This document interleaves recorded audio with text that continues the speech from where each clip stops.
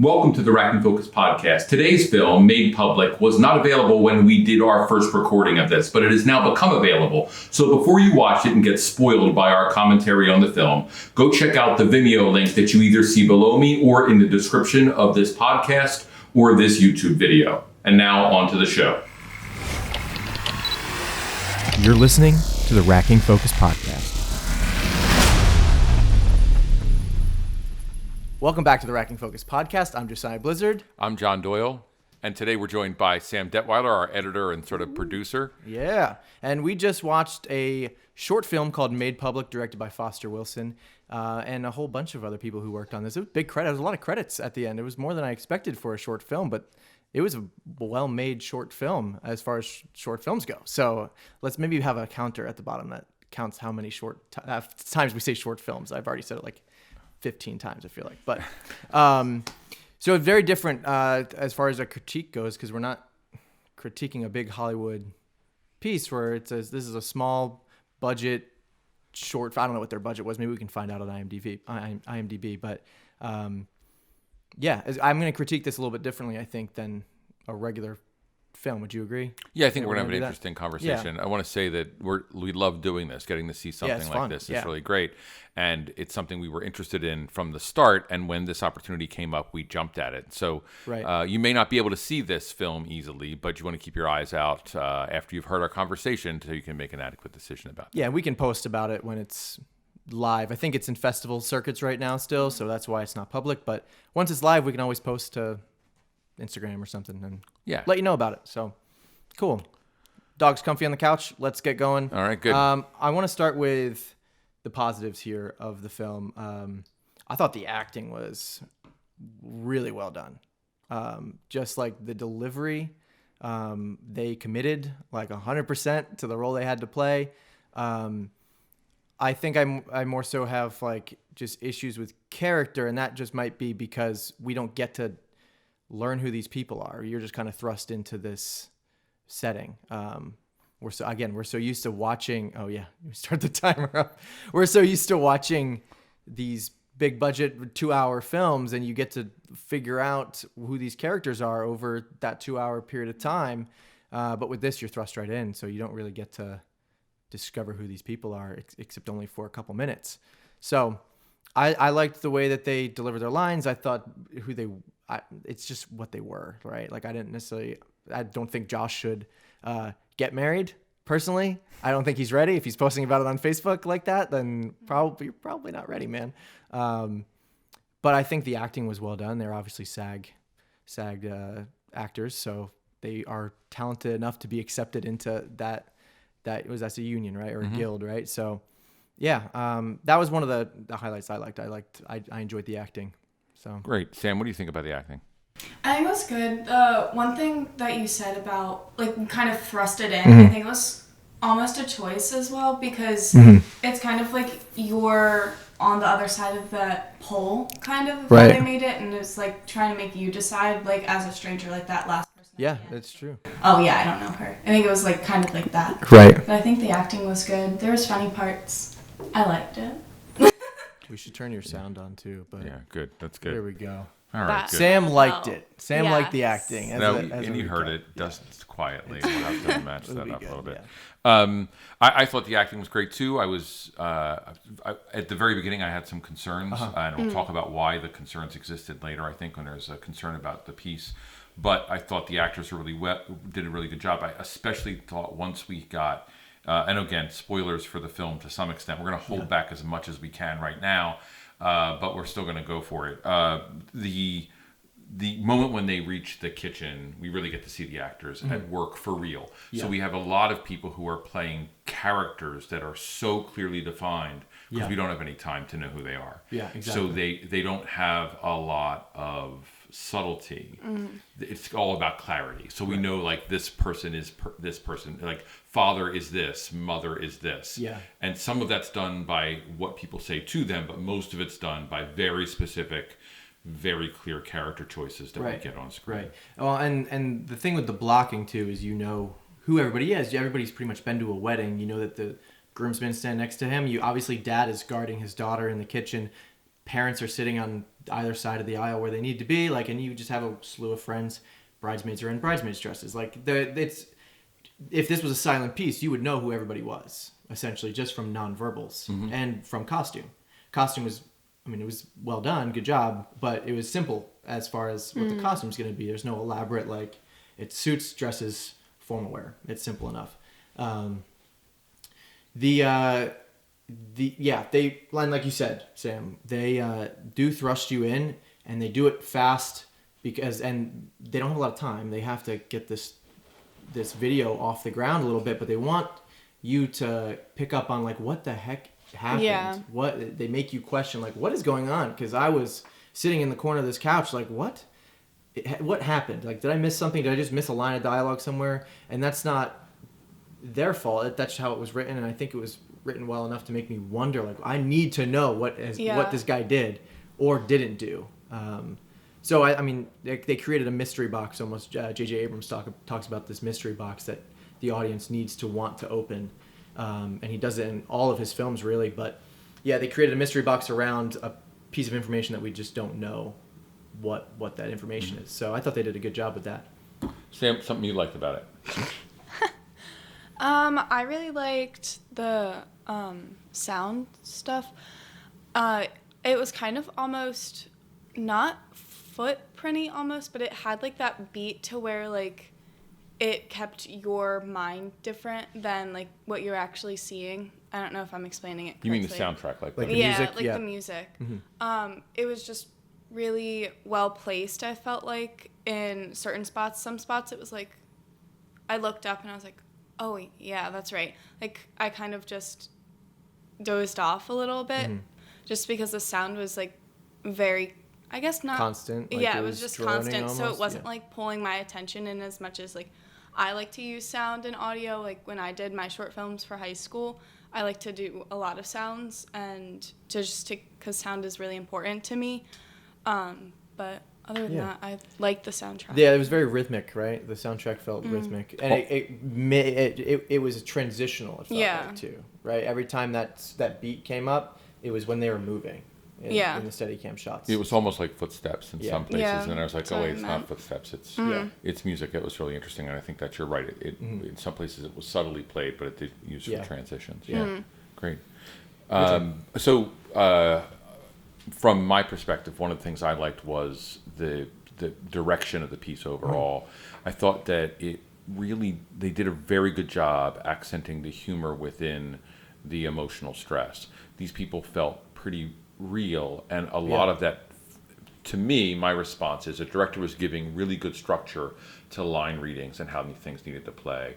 And so there's a moment at the end with a joke that I don't want to blow, where our lead is talking, and let me just get Janine Mason, who plays Sene, is talking at the front of the church and makes a secondary comment, and there's just a great comedic beat. And that happens a pile of times. There's a moment where a flash goes off that's like really well There's played. well-placed sound effect there, The sound effect is what I would say. Yep. Right, so the action is well placed, but the sound effect like nails it. It happens on the cut. The sound effect happens after it cuts away from her. Yeah. So we get things in the picture that obviously some of them are in big shots, wide shots, almost establishing style shots, and we're able to get that humor in there, which means it was directed well, right? It's not an improvisation moment because there's too much business happening around the space.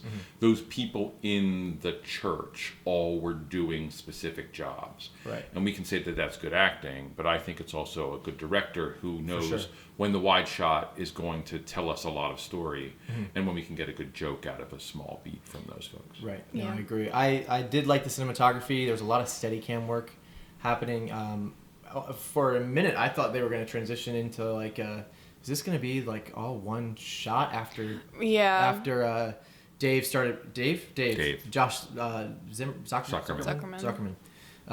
He started moving. I was like, oh, were you transitioning into a fully like on the go single Steadicam shot piece? And it was a long shot. I mean, I don't know if they maybe did a cut in between there in a transitional moment of a pan or something, but if it was all one shot, like the acting to go from the altar down past what's his name, his friend Terry, the tomato soup guy, right? At the end, past him into the bridesmaids, and then into the dad, and then past the dad into Sydney, all in one take. That's an impressive piece of acting there, and directing too. For the shots could have been stationary for each one, right? He could have transitioned into each shot, and they could have had it set up, and he could have walked into frame, had a shot there, walked out of frame. So they were super well composed shots, just on their own. But then they strung it together into a Steadicam shot, and it had a little bit more, I guess, emotion. At least for me, it felt like you were on the go with him in like this frantic, paced. I need to figure out what's happening, you know. So I did enjoy the cinematography. The lighting was pretty, like nothing crazy. They didn't go overboard with any lighting, but everything looked good. The grade was nice. The coloring was nice. Yeah, I liked it.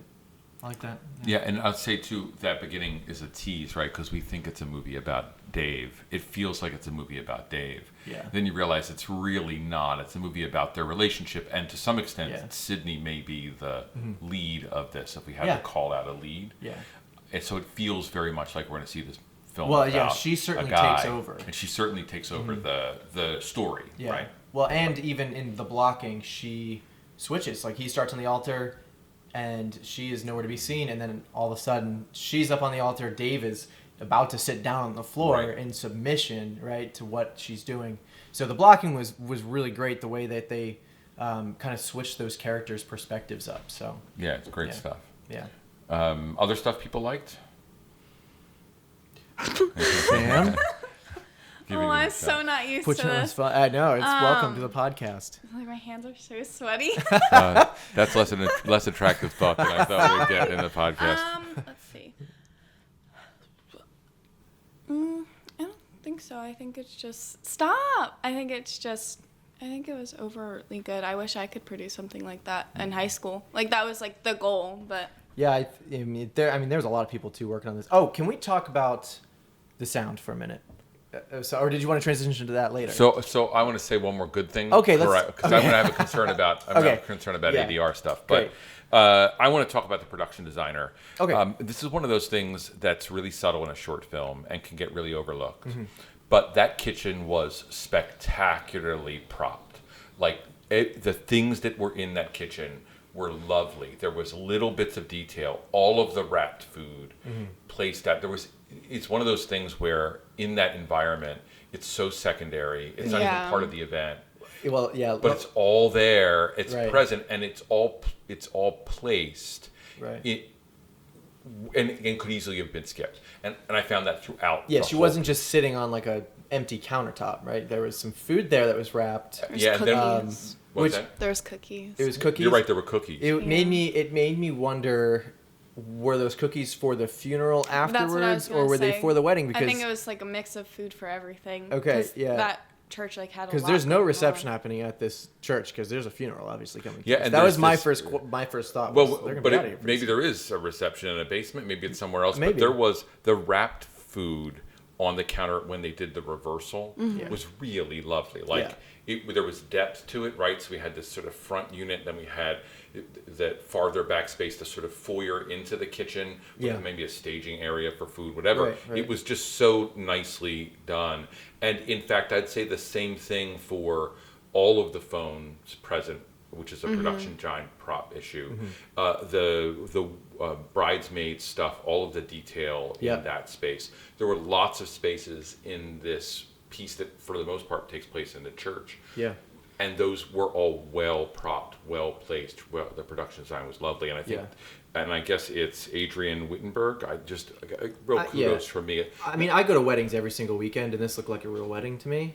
You know, it wasn't a high end wedding by any means, but like it was a wedding. Like it looked like a wedding. I was completely convinced that, you know, I was looking for something as a wedding photographer who goes to weddings every weekend. I was looking for something that was out of place.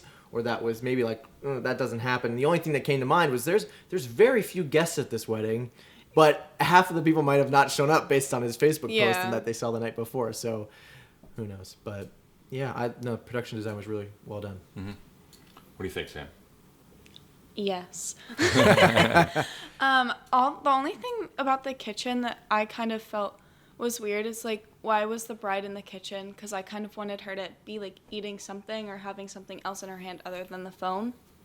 Because like as a girl, when I'm sad, I like to have food, and there's food all over around her. Do you stress eat, Sam? I do. So like I wish she was like tied in more to the kitchen, just other than her sitting on a counter like on her phone. I know that was the point, but I kind of felt like she was doing something else to tie her in a little Like more. there should have been a comedic like food. She could have had a cookie. The cookies were like right next to her, you know, like they were open. Right. And it looks like they just came out of the oven. Right. So like something like that to just tie her into her location. Right. Because he's already tied into the church location because he's standing up there with his flowers and stuff like that. But it just seemed like she was like, well, why the kitchen? Like if you're not gonna eat, then stay up in the room. It was you're right, because there would Right. potentially be a room somewhere. Yes, maybe I don't know. That's a Yeah, good thought, and you know, there's also blocking as an issue because it was sure. a pretty straight walk. Yeah. There weren't there was stairs, no right? stairs. The Wisely stairs done, probably. Right? Very smartly done. Yeah, they blocked those stairs off with the bridesmaids. He was Yep. not gonna pass by them. So talk about sound a little bit. Yeah, so that was the one thing that threw me off, and I wonder if there was just an issue. I mean, I've been to these types of churches, and they're incredibly echoey. You have the sanctuary, echoey. Hallway and stairwell, echoey. Right, real hot spaces. A kitchen filled with just materials that are going to bounce the sound everywhere, echoey. I would say that 95% of this film was probably ADR'd with like just very few moments that were still real. Maybe 100% ADR, I'm not sure. But there was something weird about it because I could tell that it was ADR'd. You know? Yeah. There are two things I noticed that caused some of that experiential problem, and I don't know where to place that focus. And it didn't destroy the film for me, although there was a moment in the beginning where it took me out of the movie. Right? There was this one beat with one of the groomsmen where it was really just clearly weird, but it's because the actors were doing really interesting work. Yeah. So that, like, you know, Janine is sitting on that table with her phone, and she has a giggle. There was a moment when she's on the altar where there's like this little, almost, it's not improvisation, or it's just good acting, but this moment of sort of fresh, initiated, that's very difficult to do in post if it's not if it's not the thing you do all the time. Yeah. So that post-production work with some of that was where we saw frayed edges to the ADRing. Yeah. It happened with the bridesmaids briefly, although I thought the bridesmaids themselves sort of nailed it. Dave or Josh Zuckerman, he had some issues with that. And there was one groomsman who, both times he spoke, he wasn't matching up as well as I would love it to be. And there's something about ADR, and this is why people you don't want to do it. Like, you just don't want to do ADR unless you really absolutely have to, and I'm going to say they probably absolutely needed to. You cannot recreate the emotion or the feeling as an actor on set. You can't do it 100% in a booth, in a sound booth. Like, you're not in the same headspace, right? Like, and it's impossible to like 100% match the same audio tone, inflection, length, duration of the, like, she gave a scream in the film. There's no way she matched that scream 100%. All the tone, like, if I listened to myself say one sentence over and over and over, I probably still couldn't match it 100%, you know? So there's something that's lost when it's transitioned into the ADR booth. But the film is stronger because they did ADR. I'm sure that listening to this back, the raw audio, as great as probably the sound guy was at his job, there's nothing you can do sometimes about the circumstances that you're shooting with, especially with the long takes they were doing. There's no way they're going to have a sound guy perfectly capture what is needed, following them from the sanctuary into the hallway, into the stairwell, into the kitchen, and then back out again. Like, there's no way. So yeah, the ADR was problematic, but the other thing that was problematic, there were some sound effects I didn't like, specifically the dings on the phone. I felt like did it feel like they needed to be blended more, or like mixed or quieter? Like, there was something, I don't know if they were just too loud. I think it was just, since I personally, like, in the beginning thought it was a choice of the two, Dave and Sene, because their audio seemed louder than everyone else's. Yeah. I thought it was a choice in the beginning, and then I just got annoyed by it by the end, because it was like and the dings were just so loud. Well, it may be purposeful, right? To annoy you into like, why are we even listening to Facebook and social media? There's probably a clear message behind this. It's start deciding things for yourself. One, if you're indecisive, start deciding things. Make the choice. Be a human and make the choice. Don't let other people. Don't rely on other people to make the choice for you. You should know what you want to do with your life, or at least attempt to try and make that choice. But two, are we too sucked into social media and wanting affirmation from everybody for the choices that we're gonna make, or maybe we're not gonna make? I don't know. So yeah, just I don't know. If there's a social media cell phone technology, it was a ping, right? And I'm sure you felt it where, man, this person's sending me another text, or I have another email, or I have another notification, and all you want to do is get rid of your phone for a minute. Yeah, I don't even know, because I don't use Facebook as much, but I don't even know if that, like, if somebody votes on a poll, if that ping is even there. Like, it just was like... And that's, I think that's the point that you bring up. That's really good. It's a needed tool for the piece, maybe better served by a buzz, right? Like that kind of silent notification sound. Yeah. That might be better served because it is about the notification settings and whose notification settings we're listening to. Like there's this thing that happens. The piece survives it very easily, but it's a weirdness. And I'll bet a conversation that writer, director, etc. had about how they were going to manage this thing, and that's a not successful moment, even though there are pings that are viable jokes, right? Yeah, for sure. But is the question of, was this the most successful outcome that they could have come up with for it, right? Because there could have been buzzes, but it wouldn't have been as effective potentially when everybody else in the room is. If you just heard a bunch of buzzing, it's not going to sound right. And then obviously you're wondering if there's no sound for the poll. If there's no sound on the phone, then you don't know what the people off screen are doing in some of those moments, you know? So you're getting these clear, people are voting. However, the groomsmen weren't getting pings at the beginning of the movie, right? Yeah. They were just looking. They were just looking and counting the toll. And I understand the reasoning, and it works because we're going to forgive that in the film. Yeah. But it's a hard thing to manage. It's one of the things that stuck out. I want to talk about the Reverend briefly. I love the Reverend in a lot of ways. I was the Reverend's the casual, less reverendy nature was really interesting.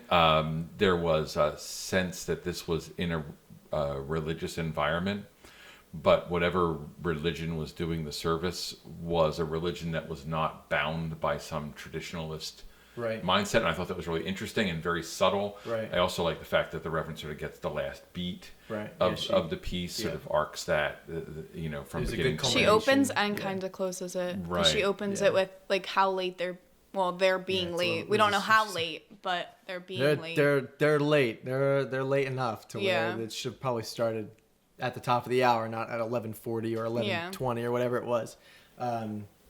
I want to talk about Stephen Peck, who was Philip, who I loved to death. Oh, he's the black guy? He's the black guy who appears to be, although I don't want to be any stereotyping, feels like that character may be gay. Really funny, really well done, good beats, like nice acting job.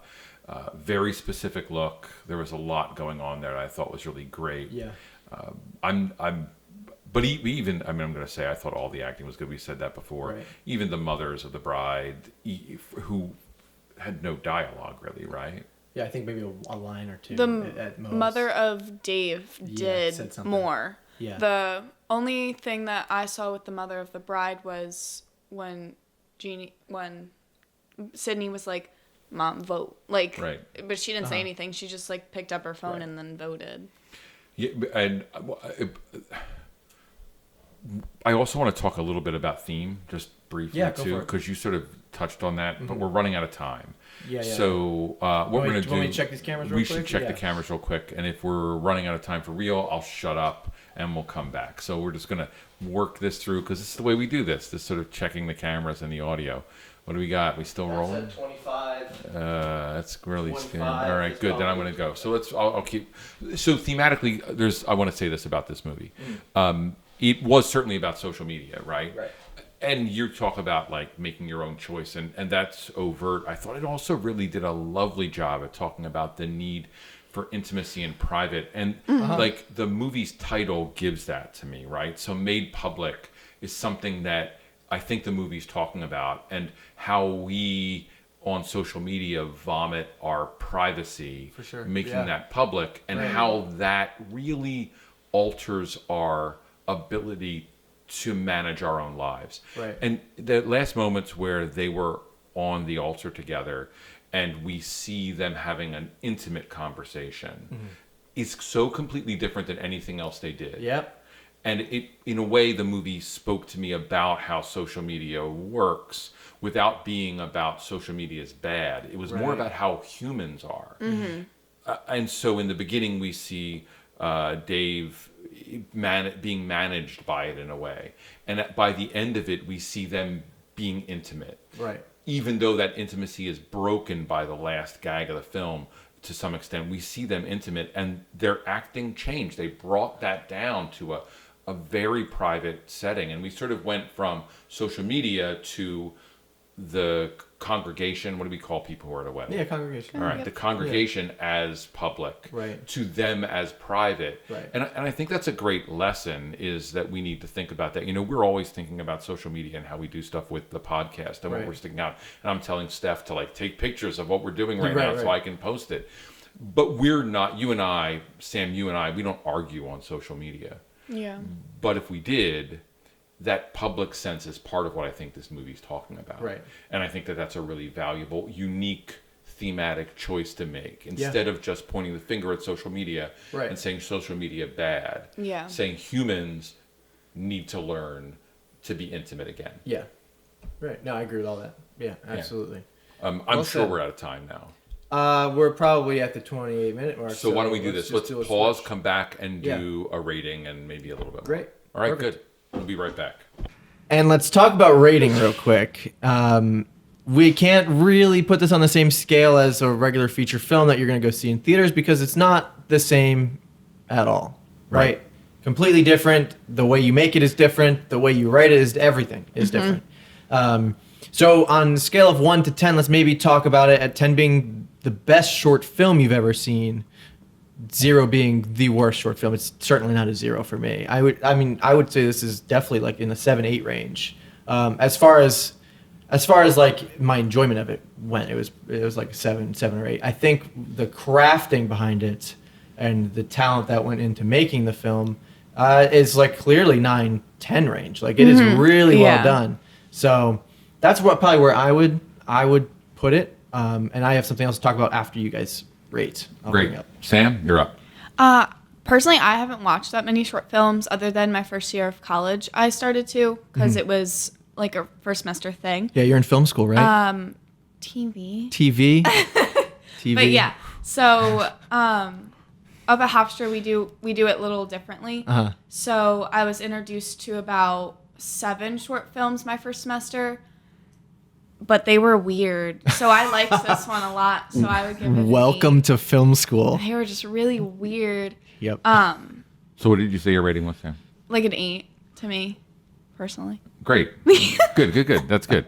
Yeah. So I fall in very similar area as you. The only thing that's a distraction here is the ADR. Yeah. I mean, anything, and it's a technical problem, right? But it's a technical problem that isn't a problem about the tech, right? Yeah. It's about the doing of it. So I give this thing from a technical standpoint as a filmmaker, like a 9. I really do. Yeah. I rate it really high. I enjoyed it immensely. So like I'd say an 8 for enjoyment, like as a film, as a cinematic experience, sitting here for sure. without popcorn, since no one would make it for me here at your home. You didn't want it. Even though I didn't have that, I still got to watch the movie, and I had a lot of enjoyment out of it. So great, like that was really lovely, and it has something to say, and it says it in a way that isn't preachy, Right. And it also has some lovely acting, and as we've talked before, the blocking and especially the work with steadicam is spectacular. But I want to add that the ADR is a problem because the ADR is a problem,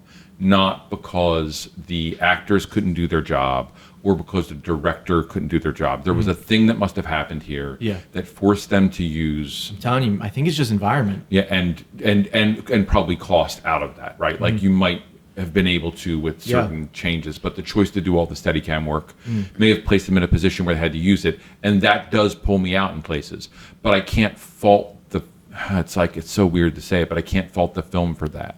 Right. I can say that it pulled me out in places. Yeah. But I want my wife to watch this. Yeah. I think she'll love it. Yeah. I don't think it's a sappy film where me, as the guy who's not a huge fan of films where people are, falling in love or falling out of love, like crappy movies like Sam probably watches. But from my standpoint, it really meets a lot of what I like in a movie. It meets a lot of what I know my wife would like. So I'd recommend people to watch this, and I'd recommend people to go find it, and we'll try and help you do that as it becomes public. So there you go. That's my rating. That's great. I agree 100% with all of that. All right, so the one thing I want to bring up is in their press kit that they sent over to us, there's a quote in here.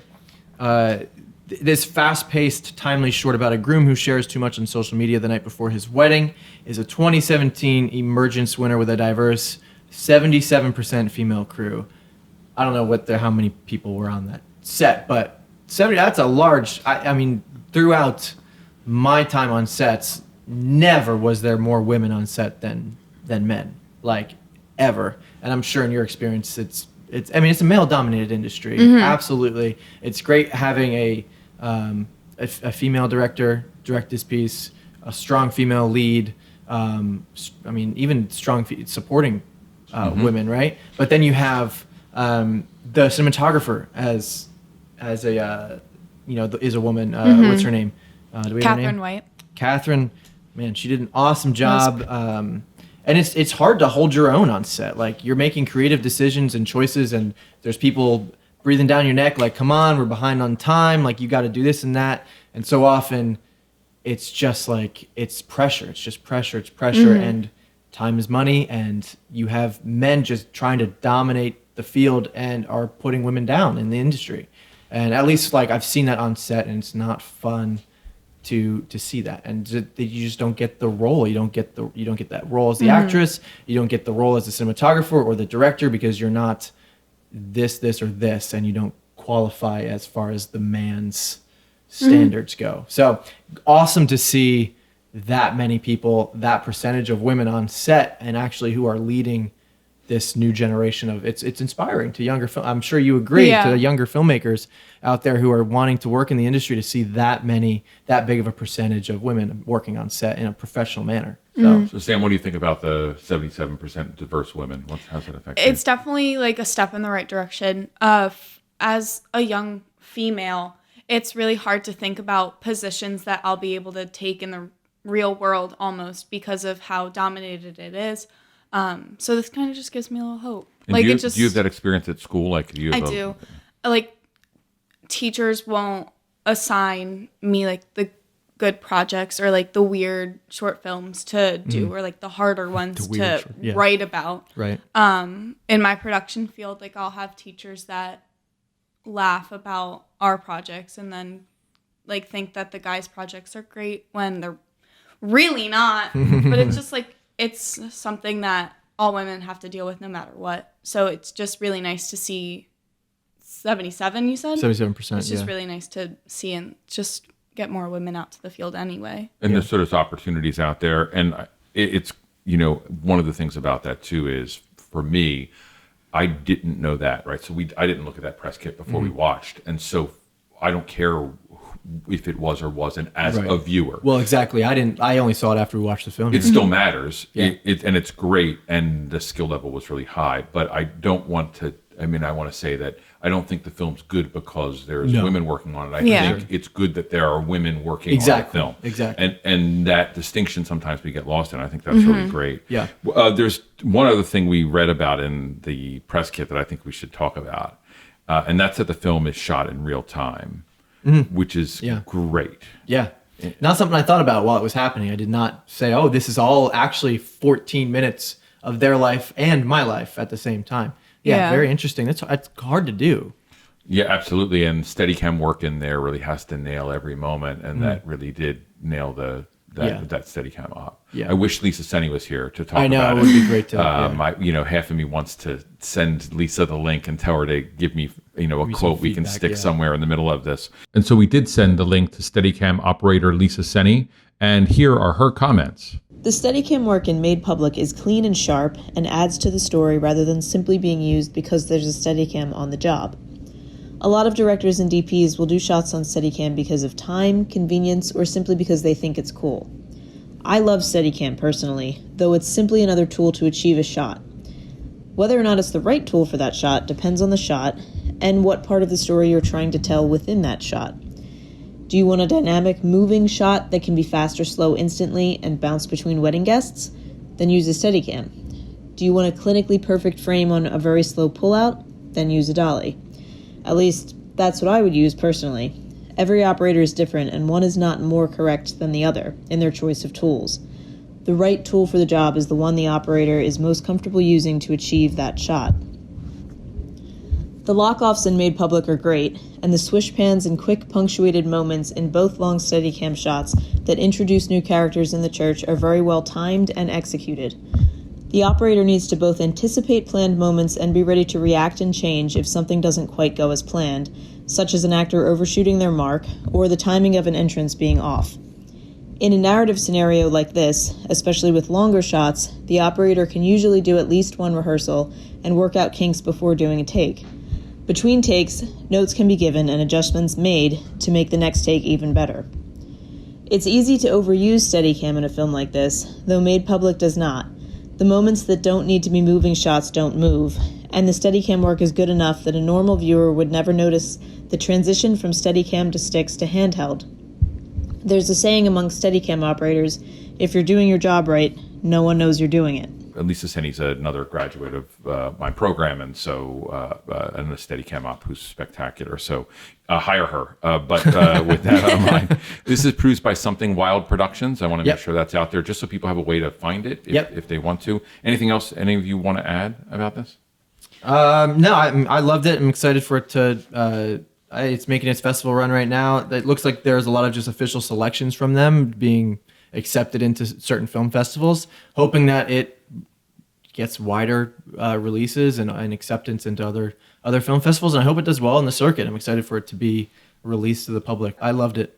It was really great. Sorry to interrupt, but the Racking Focus podcast has discovered that the movie Made Public has been made public and is available on Vimeo. You can either follow the link that's right here below me or in the description of either the YouTube video or our podcast. Go check out the film. So thanks Foster for sending this film to us. And actually, who was it that emailed us with this? Let me bring up her name. I want to thank you, Christine Solozzi. I hope I said that right. Thanks for sending us this film. It was really, really fun to watch and critique, and just appreciate you guys supporting us and our podcast. For everybody else, please go follow Made Public Film. There's a few links here I want to throw out. Follow the Foster Wilson on Instagram, Something Wild Productions on Instagram. It's Janine Mason on Instagram, Zuckerman Josh, and Brian P. Leahy on Instagram. Sam will put those in the description of the video or as lower thirds or something. You can go follow them. Lower thirds. Go check them out, see what they're doing. You can follow their work. And if you would like to follow us on Instagram, you can find us at Racking Focus Podcast. Is that correct? Racking Focus Podcast? Instagram's Racking Focus Podcast. That's right. Instagram. It's Pod Focus on Twitter. We want you to follow us there. And it's Racking Focus Podcast on Facebook. And since this movie raises the importance of Facebook, it would be great to have you go to our Facebook page, and maybe we'll throw a poll up and see how that goes as well. I'll try and work on that today. Idea. And then someone will be like, why is there a poll? Yeah. It's so clever in the future because they won't hear this for a while. You can reach us at rackingfocuspod@gmail.com. And I want to say that this is a first foray into doing a film that isn't a big release, and we would love to do more. So if you're an independent filmmaker, the three of us would love to watch your movies and talk about them. So please send us requests. We'll look and put it into our schedule. We'll do these special episodes and sort of come up with reviews of that. So again, rackingfocuspod@gmail.com. Sam, anything you want to add here right at the end? No. Good. Thanks. And what are we going to watch? What are we going to watch next and you be forced to edit? So the next one is the new Spider-Man movie. It's Homecoming? No. That's the first one. That's This is the first Far one. From Home. Far From Home. And then Midsummer. Right. And Midsummer is the daytime horror film, Yep. which super excited to see. Yep. And good. we'll see. There's some history. we'll talk Apparently, about it there. scared the pants off of Jordan Peele. So, not literally. That would be weird. But For Well, him, it would be literally. Though. it might be literally for him. Who knows? So, that's the next episode. Anything else? No, that's it. Let's just sign off. Cool. So you want to do it? Yeah, I was just going to say goodbye. But yeah. Thanks for watching. Remember, review us on Apple Podcast. I'm going to throw a I was pen like, at what you. does he I'm mean like, by good sign off gravy. here? I'm like, goodbye. So like, this is when everyone's talking. So Sam, what should we do on Apple Podcasts? Rate us 5 stars only. And right. And write a lengthy review. And make sure you mention how good the editing of the video is or the audio is done well and all of the junk we need because we want people to watch and listen. And we want to be able to spotlight films like this and get them out to the public. And your reviews help our reviews get out there and help support some of these filmmakers who aren't big budget folks from companies. So again, find us on Apple Podcasts or anywhere you find your podcast. Leave a review, 5 stars preferably, even if you hate us. And that's it. Now you can say. Now I can say goodbye. Thanks for watching. We'll see you next time. Goodbye. Thanks for listening to the Wrapping Focus podcast.